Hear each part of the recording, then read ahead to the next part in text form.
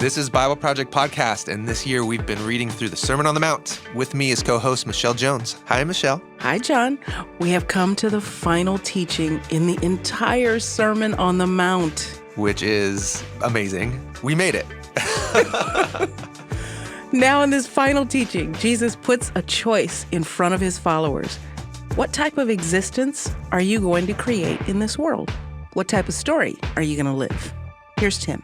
It's about responding to the call, essentially, to follow Jesus and to join his kingdom of God communities that are uniting heaven and earth. Both a challenge to call and follow and embrace a whole different way of seeing reality and relationships. In this teaching, Jesus uses the metaphor of building a house. What type of house will you build? A house on the sand or a house on the rock? The longevity of the house, the stability of the house is all a big part of what Jesus is going to focus on. This teaching matches the teaching before it, where Jesus and his disciples choose what type of path they're going to walk. The broad path that leads to death or the narrow path that leads to life? That teaching connects us back to the first path in the Bible, the way in and out of the Garden of Eden. Today's teaching invites us into the most important choice of all, to examine where does the road we're on lead us. In this final teaching, Jesus comes back to the choice with a new metaphor. Life isn't just a path you're on, life is also a house that you build. You could build your house on the sand, which won't last when the flood comes, or you could build your house on a rock. What should come to our minds when we hear of a Jewish rabbi in the first century talking about following their teachings as building a house? And what should come to mind when that same rabbi says a great storm's on the horizon? And we might just think of it as a nice parable for, building a house is like building your life. But when we weave this into the Hebrew Bible context, a little more of a precise picture emerges. Today, we come to the final teaching, the conclusion of the entire Sermon on the Mount, and we look at the biblical themes of the house and the flood. Thanks for joining us. Here we go.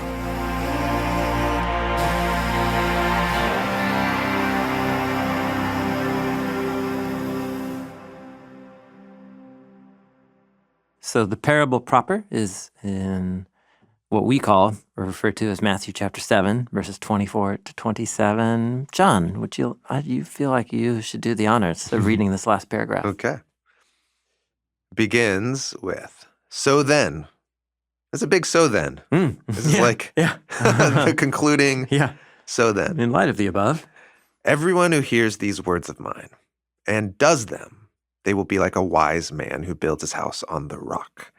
And the rain came down, and the rivers came up, and the winds blew, and they fell upon that house. But it did not fall, because its foundation was on the rock. And everyone who hears these words of mine and does not do them, they will be like a foolish man who built his house on the sand. The rain came down, the rivers came up, the winds blew, and they fell upon that house, and it fell. And its falling was huge. Yeah. I guess and it's mighty falling. Was its fall. Yeah, great was its fall. Great was its fall. That's more King James like. Okay. But it's literally the word gigantic or big. Oh, okay. Yeah, it's a big fall. It's a big fall. So fairly simple design.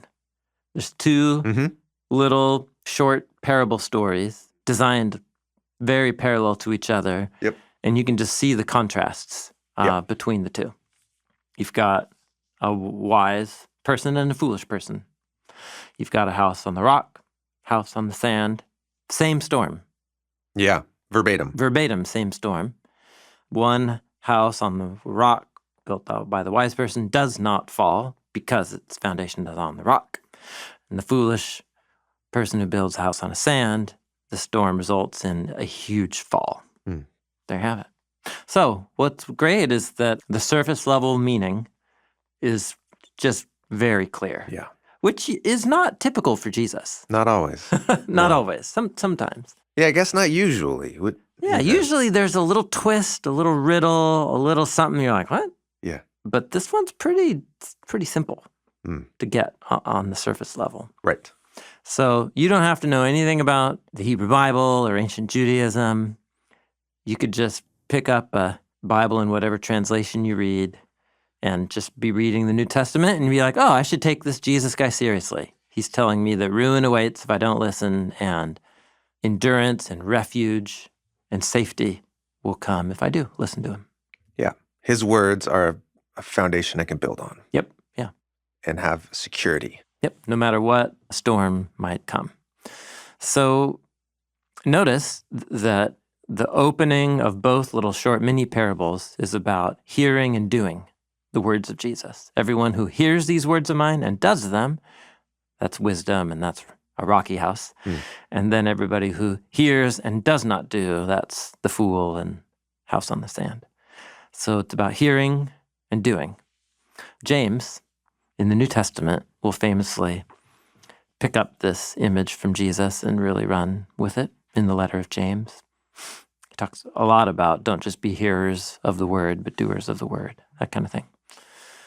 So what's interesting here is that Jesus is making his own teachings a hinge or a pivot on which everyone's life turns. So it's a It's pretty bold. pretty tall claim to make. Yeah.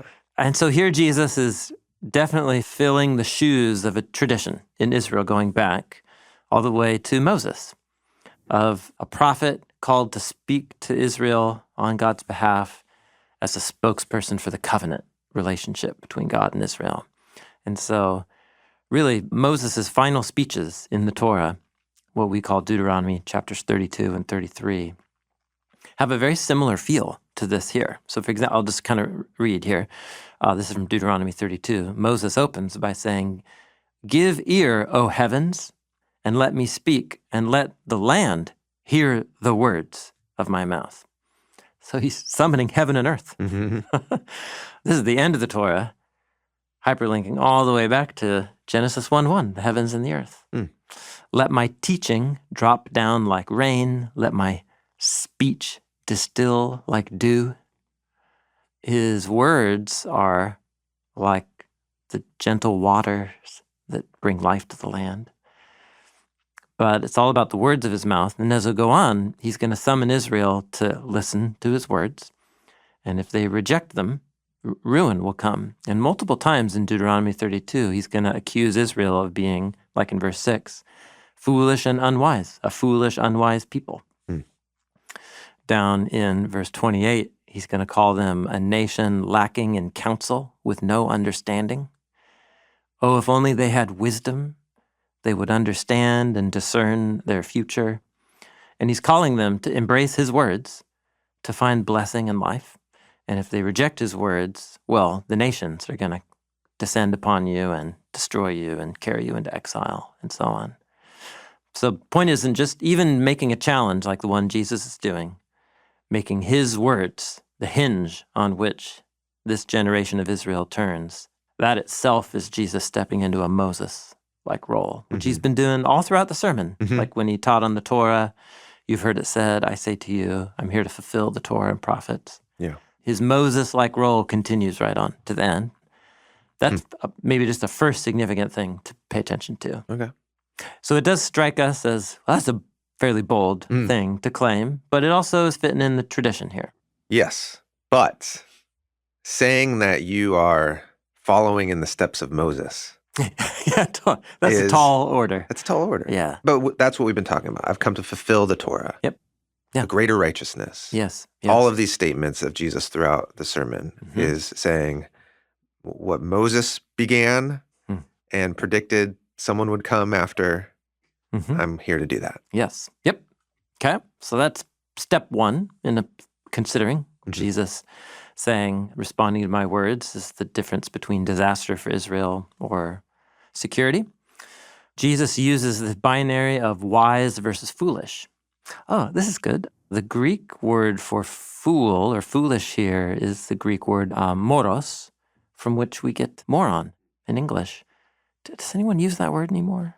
Moron, you moron. It feels like it's an unkind. Yeah, it is unkind. It's more like just saying, you dummy, or it's a step higher in unkindness. Yeah. Okay, so that's the Greek word, but this binary of wise versus foolish. Okay, so here, Jesus is putting his words, not just alongside the words of Moses in the prophetic tradition, but he's also putting his words and how you respond to them on the same level as Lady Wisdom from the book of Proverbs. So check this out. In Proverbs chapter 1, this is the Solomon figure speaking to his royal sons. And he has many things to say about why you should choose the way of wisdom. And wisdom is a grammatically feminine noun in Hebrew, chokmah. And so when wisdom gets personified poetically, she takes on the persona of Lady Wisdom that our artists on the BibleProject team have depicted many times over in awesome ways. Sometimes with like massive cosmic hair that like has the universe inside of it. I love it. Anyway, so Proverbs 120, wisdom shouts in the street. She lifts up her voice in the square at the head of noisy streets. She cries out at the entrance of gates of the city. She utters her sayings. And here's what she says. How long, O you naive ones, will you love simple-mindedness? How long will scoffers delight in scoffing? And how long will fools hate knowledge? Listen, I've been calling to you, and you refused. I stretched out my hand. No one paid attention. You neglected my counsel, didn't want my reproof. And so when your calamity comes, I will laugh. And when your dread arrives, I will mock. When your dread comes like a storm, and when your calamity comes like a whirlwind, when distress and anguish come upon you. So here, Lady Wisdom is to the simple-minded ones what Moses is to Israel. So you have the prophets and you have the sages. You have prophetic warning and the wisdom warning. And the Moses warning is for all Israel about a calamity that's coming. God will hand us over to our enemies if we aren't faithful to the covenant. And then in the wisdom books or Proverbs, that national or corporate choice is focused in and narrowed down on every individual in every generation has your own drama of how you will respond to the divine word. But here it's responding with either wisdom or folly. Jesus is activating both of those motifs and assuming himself, putting himself in the shoes of Moses and of Lady Wisdom when he says, how you respond to my words and do or do not do them puts you in the camp of foolish or wise. So those are echoes that should be ringing in our ears as well. What does it mean to be simple-minded? What are we even getting at here? Yeah. It's the Hebrew word petty in Proverbs. There's multiple characters in Proverbs. There's the righteous, the wicked, the wise, and the fool. And the petty, it's Adam and Eve. It's they don't know between good and bad, and they're very It's childishness. A moral innocence, a lack of discretion, and they will be shaped by somebody's instruction. And so you better hope that it's the wise instruction is what they are listening to. So Lady Wisdom here in this little kind of parable poem in Proverbs 1 is calling out to people who need to learn how to discern between good and bad. And she wants to be the one to teach them. I mean, I think everyone's interested in living a wise life, not being a fool. Yep. And so that lands just regardless of the story we're telling. Yeah. But in the story of the Bible, it means something very specific. It goes all the way back to this Adam and Eve and the choice of the tree. Yep. And the fear of the Lord, which Adam and Eve didn't do until it was too late. That the fear of the Lord is wisdom, trusting and having a deep reverence, even fear of the outcome if I trust my own wisdom over God's wisdom and instruction. That's how Proverbs begin in chapter 1, that the fear of the Lord is wisdom. God wants to give us wisdom. And there's this story at the beginning of Genesis where humanity has a test. How am I going to gain wisdom? Is the Bible kind of putting its finger on that if we discern good and bad in our own ways, on our own terms, with our own intuitions, we're going to get tribal and violent, and things are going to go downhill. We recognize a wisdom or an instruction that has some authority over our imaginations, that has the wisdom to guide our imaginations and become a standard to which we compare my thoughts and inclinations and desires. Or will I make my thoughts and inclinations and desires the measure of what is good and bad? That's what's at stake in the Garden of Eden story about the command about the tree. Trust God's command, even though it's not fully intuitive why God would withhold the knowing of good and bad from his covenant partners who are supposed to represent him in the world.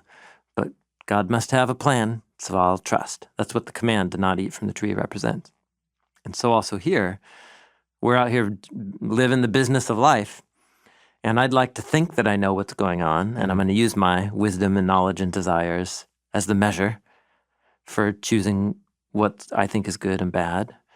But what if there's a measure that is more true than my own desires and imagination? What if there's a way of living that's actually more along the grain of the universe that leads to the ultimate good life, that is not something that would occur to me by myself? Then it's recognizing I'm in the category of Adam and Eve. I'm the simple-minded. I'm the naive one in need of God's wisdom and instruction. Because, notice what Lady Wisdom says, there's a storm coming. If you reject my words, she says, what you fear will come like a storm, and your calamity will come like a whirlwind. So there's a storm coming for every one of us and for the cosmos, and the way to ensure that it doesn't take you out completely is to take Lady Wisdom's hand and live by her instruction. And that's another hyperlink set of themes that Jesus is activating when he says, if you listen to me, you're the wise. If you reject what I'm saying, you're among the foolish. Yeah. Maybe what you were trying to tap into earlier a few minutes ago is that take apart the religious element of it and just think of wisdom and the good life. Like, that's what humans want. We want the good life. Religious, anti-religious, or irreligious, whatever. We want the good life. Yeah. We'd rather have a better life than a worse one. Yeah. And what are the life skills and mindsets, right? Value choices that are going to lead to the good life. Yeah, or another way to put it is we want to live in right relationship with each other. Oh, yep. We want to be treated in the right. And then I suppose if we want to be treated in the right, we should do unto others as we want done to us. Yeah. We want to treat others in a right way so that there is peace in relationships, where there's equity. There's security. Like it creates security. If I got your back, I know you got mine. Yeah. I'm not going to swindle you. Yeah. You're not going to swindle me. We can work together to build things. We could trust each other. If something goes awry, we could forgive each other. Like there's this desire to have friendships and to have a network and to live in neighborhoods and in cities that like have these kind of right relationships. Yeah. In fact, just the poem right before this Lady Wisdom poem in Proverbs 1 is the father saying to the son, listen, you're probably going to come across people who want to build wealth by taking advantage of people. And he tells this little poem about a group of bandits who lay in the shadows waiting to jump somebody and take all their stuff. And then he contrasts it with Lady Wisdom. And so it's exactly this. What'll get put into a real short line later in Proverbs, I forget what chapter, is the one who digs a pit for others to fall into, like a trap pit, will eventually fall into it himself. So the thing you dread and are using to take advantage of others, you'll get what's coming to you. And that's the cycle Lady Wisdom's talking about. Yeah. The thing you dread will come like a storm. It's going to get you. Oh, okay. The storm is your own undoing. Yeah, what you dread will come like a storm. That's Lady Wisdom's warning. In classic biblical style, Jesus puts himself in the shoes of Moses, and he puts himself in the shoes of Lady Wisdom when he Yeah. says to his audience, listening and doing what I say leads to wisdom and life and the good, and rejecting it leads to dread and ruin and the bad. Yeah. I want to ponder and meditate on the image that Jesus uses of a house on a rock, which is assuming that it's a rock that's sturdy. And if it's a rock and there's waters coming and the waters rise and the rivers rise, you're thinking of a rock that like an outcropping or like a high rock. A high rock. That's a refuge from the stormy waters below. Yeah. And the moment you talk about a house on a rock on high with stormy waters below, an astute meditator on the Hebrew Bible will see that this is a deep cut. He's activating a deep cut here. Yeah. Going all the way back to Eden, but before we get to Eden, to the temple. Poetic imagery about the temple in Jerusalem and its relationship to the attacking nations around it. The temple being the house Yes. on the rock. That's right, yes. So the most common word for temple in the Hebrew Bible is Beit Adonai, which is the Hebrew word bayit, which is the word house. So the house of the Lord, the house of Yahweh, is one of the most common ways to refer to the temple.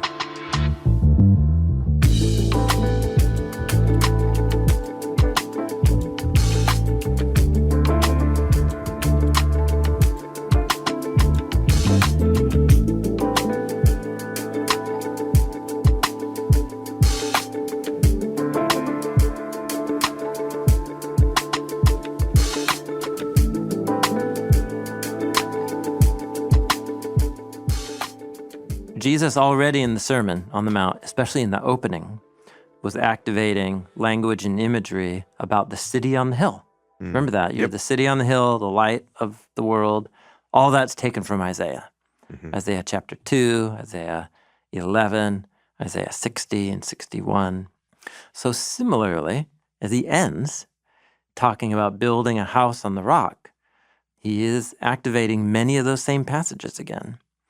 And it's very interesting that Isaiah in particular talked about the choice that Isaiah's generation faced.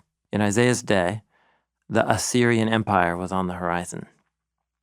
It was one of the largest scale military machines that human history had known up to that point. I learned this from reading people who cite military historians. But Assyria was the first mega, military industrial complex in terms of an ancient empire. And that military threatened Jerusalem and Israel multiple times.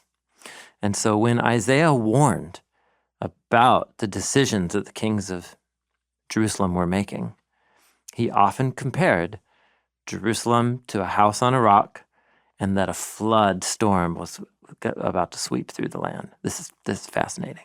Okay, so Isaiah chapter 8, for example, verse 7, Isaiah says, "Therefore, look, Yahweh is about to bring on them," that is the inhabitants of Jerusalem, "the strong, abundant waters of the Euphrates River."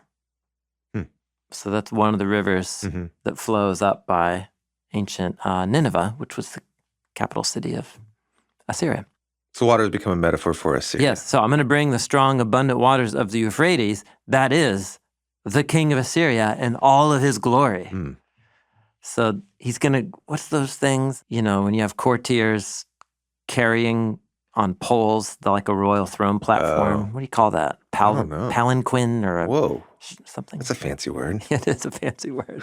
I know. Yeah, okay. Anyway, like that. The idea is like Ah. the king, who's also the military general, sets up on a distant hill, apart from the city, sends in the soldiers who come in imagine seeing 5,000 soldiers descend on your city and surround the walls. I bet it looked a lot like a slow motion floodwaters coming on. Yeah.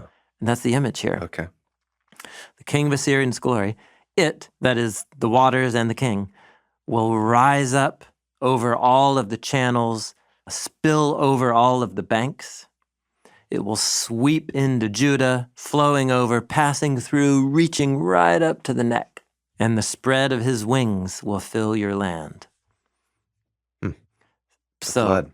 Yeah, very clear. The army is the flood. The army is the flood, surrounding Jerusalem up to the neck. So now all of a sudden the head of a human, water's up to the neck, and the head sticking above the waters becomes the image of a mountain top on which is the city. So this whole poem in the context is addressed to the king of Jerusalem. And so the flood's going to come in, and all that's going to be left is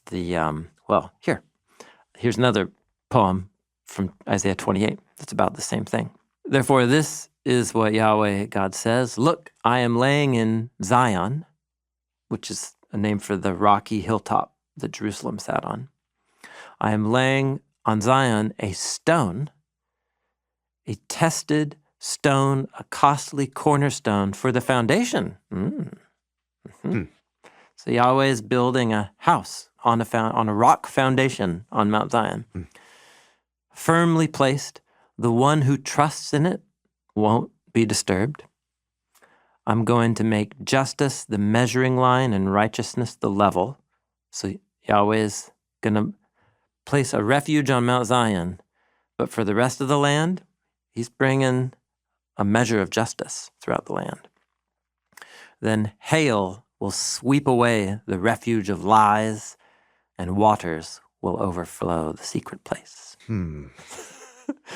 Okay, so there's little dens of secrecy in the land, secret places, little refuges where the kings and people of Israel are breaking the covenant, they're mistreating the poor and the vulnerable, they're bribing each other, assassinations. That's what's the secret places.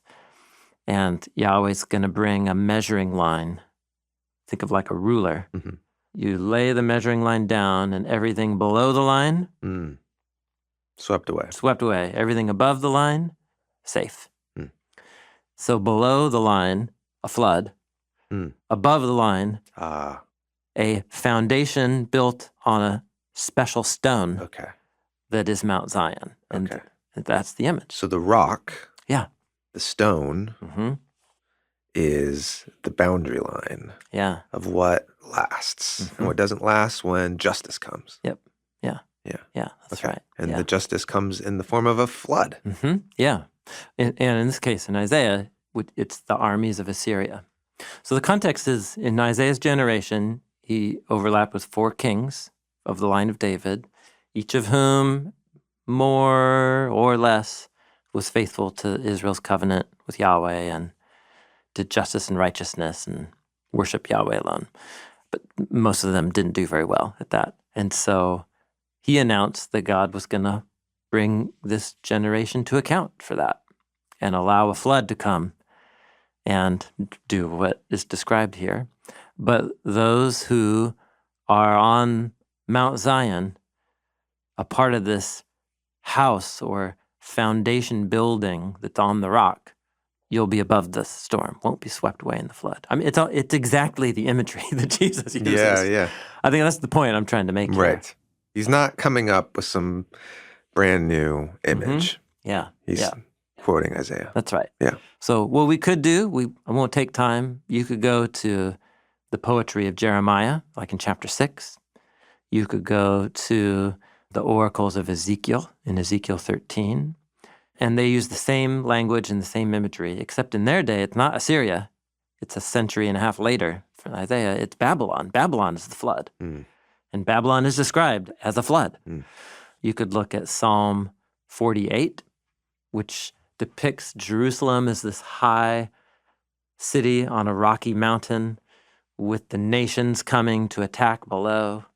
And is it talking about Assyria or Babylon or both? The poem doesn't say, likely on purpose, and so on. It's very common when reading the teachings of Jesus and when he talks about, in his parables, some terrible thing, the cast into outer darkness, the weeping and gnashing of teeth, or the flood coming. At least I certainly was introduced to read these primarily as talking about the afterlife. And what that ignores is the historical setting of what Jesus was saying to his generation. In Matthew chapter 24, Jesus predicted the downfall of Jerusalem at the hands of Rome. Israel's on a crash collusion course With the Roman Empire. with the Roman Empire. And when he uses the language and imagery that Isaiah and Jeremiah and Ezekiel all used to talk to their generations, warning of a great flood in a time of test, I think it at least should get our minds wondering. Like, I wonder if there's a first immediate thing that Jesus is referring to here.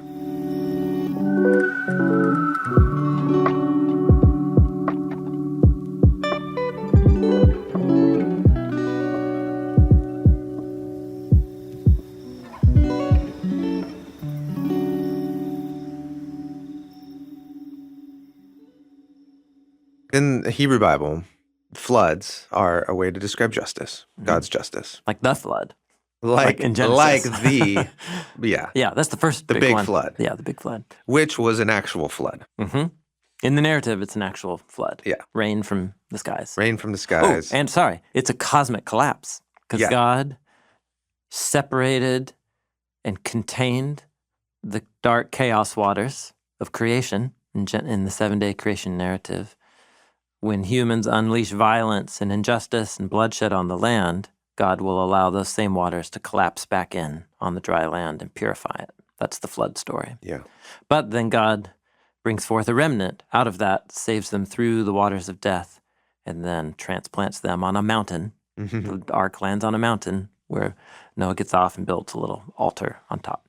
So that becomes the core we call the melody of the Hebrew Bible. In Isaiah's day, he's saying Jerusalem's gotten so bad that Yahweh's going to let the flood of Assyria come and wash it clean so that a remnant can emerge out the other side. In a following generation, Jeremiah and Ezekiel say God's going to use Babylon as the flood to come purify Jerusalem. And now Jesus is activating all of those at the same time, which leaves for us to fill in what's the flood? Right. And why would following Jesus' words lead you to deliverance or refuge from the flood? At a very local level, on the ground with Jesus, is the Roman Empire and the kind of coming collapse of Jerusalem. Mm-hmm. And Yes. so that's a flood. Yes. Yep, that's right. And you don't even have to just get the poetic imagery. Jesus says explicitly that the destruction of the temple is like the flood waters. He says it later in the gospel. In Matthew 24, it's Jesus' Passion Week. It's leading up to Passover, rising conflict with the temple leaders and some groups of Pharisees. His disciples were in the temple one day, and they say, man, okay, Jesus, you've had some conflicts with the leaders of this place, but you got to admit, it's a pretty impressive building. And Jesus says, yeah, look at all this. Look at the buildings and the colonnades and the pillars. Not one stone here will be left upon another that won't be torn down. Whoa. The house will fall. The house will fall. And so then they say, when and what will it be like? And that's a long speech that he gives. And at one point, when he's talking about the destruction of the temple and the devastation that will happen, down in Matthew 24, verse 37, he says it will be like the days of Noah. People eating, drinking, marrying, given in marriage, right up to the day Noah entered the ark until the flood came and took them all away. So he calls it a flood. Just straight up calls it a flood. Now, Luke has preserved a parallel version of the speech. The wording's a little different. And he wants to make more explicit what the flood is. So in Luke chapter 21, verse 20, he just says straight up, hey, listen, you guys, when you see Jerusalem surrounded by armies, you know that its desolation is near. People in Judea should flee to the mountains. If you're in the middle of the city, you're going to need to go. Down in verse 24, he says, people will fall at the edge of the sword. They'll be led captive into all the nations. Jerusalem will be trampled by the nations. And then look at verse 25. There will be signs in the sun, the moon, and stars. On the land, dismay among the nations, and astonishment at the roaring of the sea and the waves. Men will faint from fear and the expectation of things coming upon the land, for the powers of the heavens will be shaken. Do you see all of the Genesis 1 cosmic terminology there? Yeah. The sun, moon, and stars. Yeah. The land. The land surrounded by The roaring sea and waves, and the powers of the skies. Mm. The lights above. Mm-hmm. Literally everything above, the land, Mm-hmm. and then the waters around and underneath. The whole thing's going to collapse in on itself, which sounds like the end of the world. Yeah. But he's using this to describe explicitly Jerusalem surrounded by armies and people being killed and led away captive. Jerusalem falling. Jerusalem falling, yeah. Yeah. So the flood, the collapse of the cosmos, the capturing of Jerusalem again by another empire because they rejected Jesus' call to be faithful to the covenant and realize the kingdom of God, new covenant reality that God wanted to bring about in Israel's midst. So Jesus really believed that if Israel followed his teachings, Jerusalem wouldn't have to fall. In terms of the narrative of Matthew, Yeah. Jesus hasn't gone to Jerusalem and he hasn't been utterly rejected by the temple leadership yet. When he gives the Sermon on the Mount. When he gives a Sermon on the Mount. Yeah. So there's still a choice. Okay. Now in Matthew 24 or Luke 21, Yeah. the game's up. Yeah. He knows. Yeah. And so then it just becomes, hey, you my followers, Right. you're the remnant. But You're back to right. the teaching, Yeah. we could talk about what it means for us now, but for his audience, it's very clearly we're building a house on a rock. We're building the house of God. Yeah. The This city is on the hill. The city and hill. This is Yeah. the project of Israel Yeah.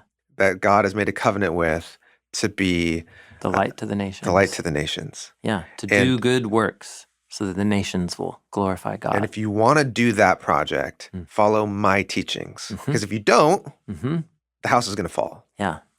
And a flood's going to come. And the flood does come, and the house does fall, and the flood is the Roman Empire having enough, Yeah. and the fall is Jerusalem falling. Yeah, and specifically, Rome laid down the hammer in 70 AD in response to a multi-year revolt, violent military revolt against Rome that had been seething, for actually decades, but it burst over the bounds.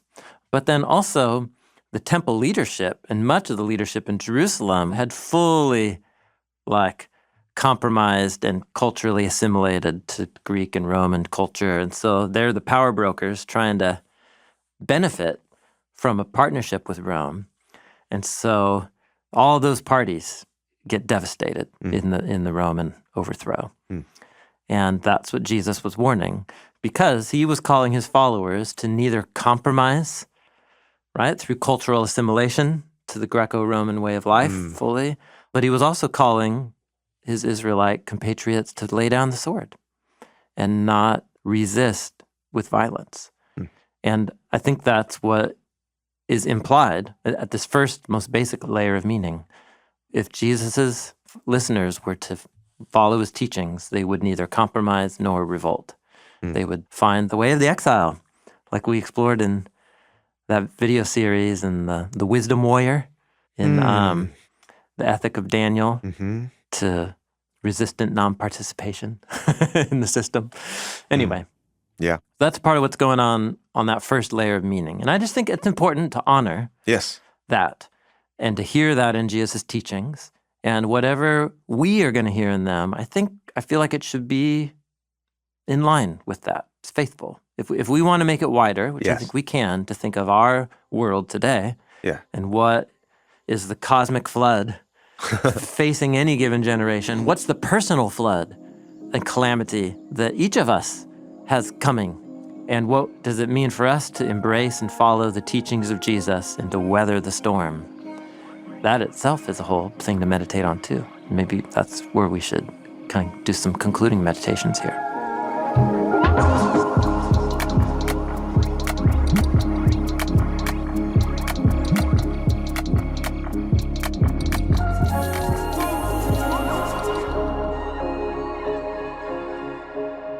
talked a lot about being the city on the hill. Mm-hmm. Jesus is calling his followers to be the city. So wherever you are, like you're building the city. Yeah. Yep. We're all building houses. Building the house. Yeah. Yeah. We're doing it When you get together. enough humans together, their lives that are their houses Yeah. become a city. So there's a wise way to do that. Mm-hmm. There's a foolish way to do that. Mm-hmm. The wise way to do it is on the teachings and the ethic, the wisdom and the authority of Jesus. Yeah. Which is good news. The good news of the kingdom of God that Jesus announces. And it is the things you were talking about earlier with the way of the exile. It's creative nonviolence. It's being a term we haven't used in this conversation, wisdom warrior. Yeah, that's from our Way of the Exile podcast series a long time ago. Yeah. It's a greater righteousness, and it's sacrificial, it's generous, it's bold. Yeah, it's a radical commitment to holiness of one's life and moral values laid before the beauty and moral purity of God's own being, letting that be the thing that calls us to radical holiness and radical justice and generosity. Okay. Yeah. So what's the flood?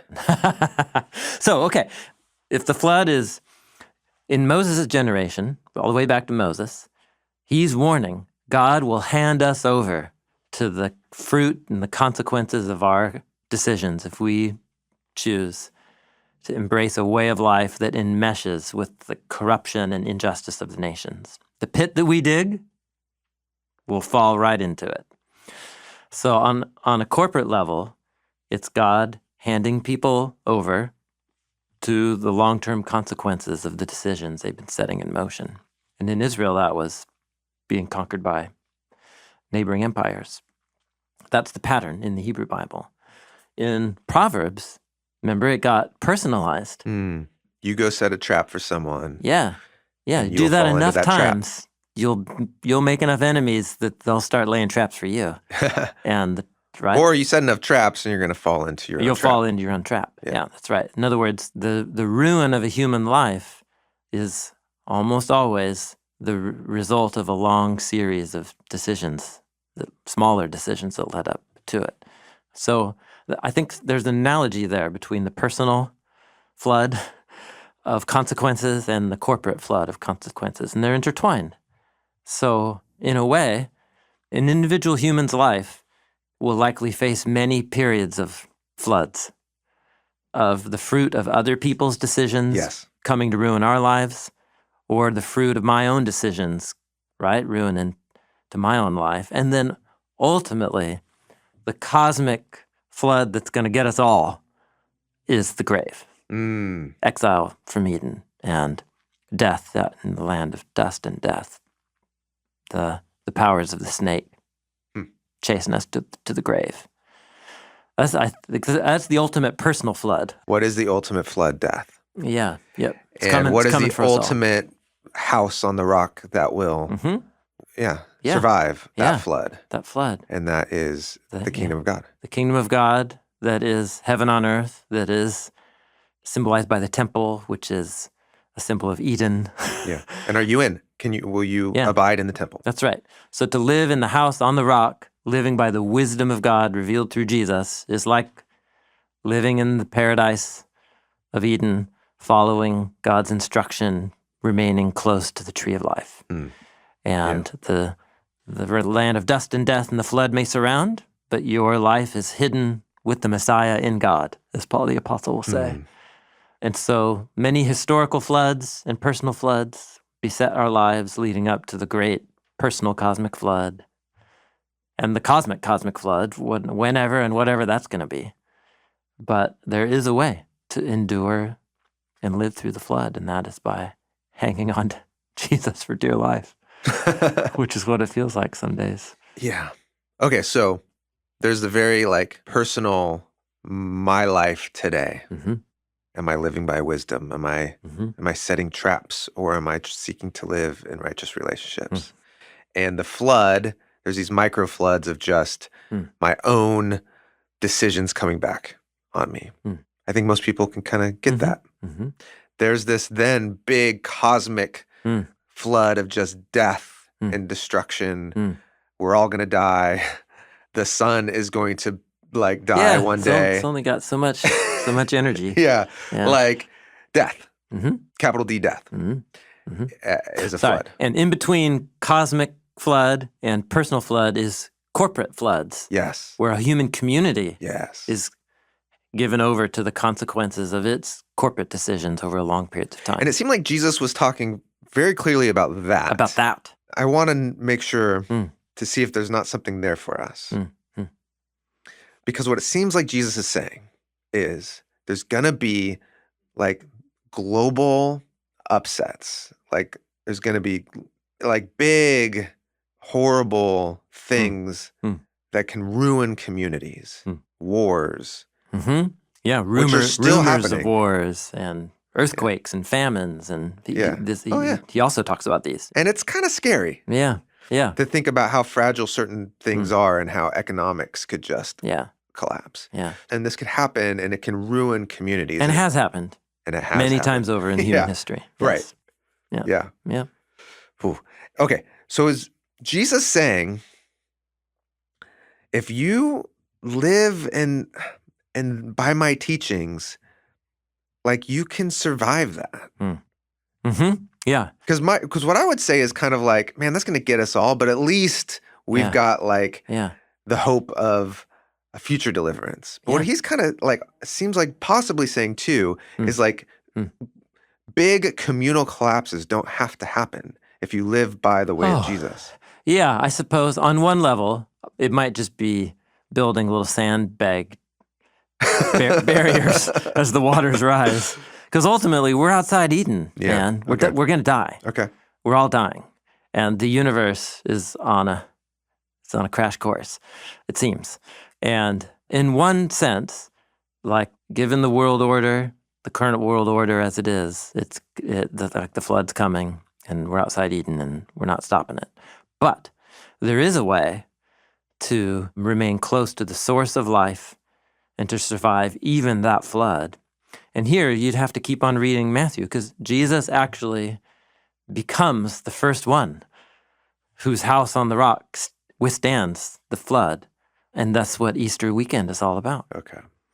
He faces the wrath of Rome, and he takes what Israel will face, what Jerusalem will face in a few decades, he takes upon himself on Passover weekend when he lets the Romans crucify him.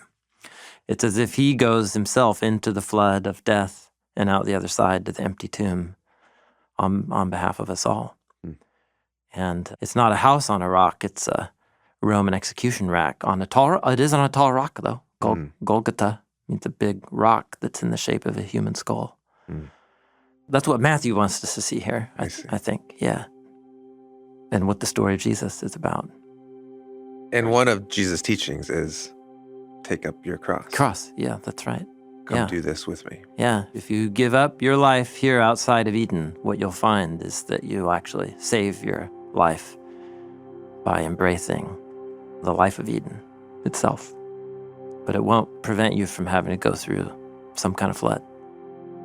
It's the warning Jesus gives. In many ways, it's akin to God's command to Adam and Eve about the tree. There's two paths. You can choose my words and stay close to the source of life, or you can choose to live by your own wisdom, and it's gonna lead you to death. It'll kill you. And what you gonna do?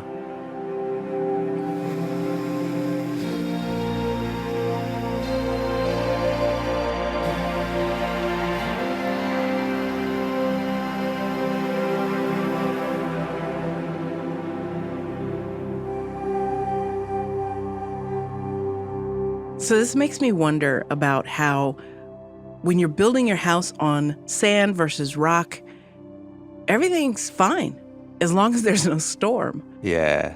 So we can kind of get tricked into thinking our house is okay unless there's a challenge, unless there's some problems. Until it's tested. Yeah. So you can build a lot before you find out that it's a problem. Yeah. Before you find out that the roof is leaking and the foundation is shaky. Yeah. and it was all for naught. It's sobering. It's interesting how Jesus ends with such a sobering image. And it reminds me that this is meditation literature. We're not meant to just stop here and feel scared. We're meant to then go back and start reading again. So now when I go back and I think again, I'm not thinking about the house that's built. I'm thinking about the house I'm building. So I'm thinking, as I build a foundation for a storm. Yeah. Build walls for a storm. Build a roof for a storm. As you go back, you realize all these teachings of Jesus about how to live in right relationship with others is building the house. Yeah. And it's building a house that will stand. Exactly. I love that. Well, that is the end of our journey through the Sermon on the Mount. I'm crying. You can't see me. I'm crying. It is sad and joyful. Yeah. We will have a concluding episode next week with some reflections on this entire journey. But for now, that's it.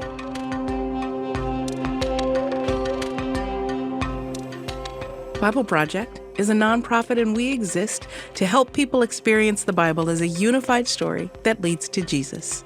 Everything that we create is free because of the generous support of thousands of people just like you. Thanks so much for sharing this with us.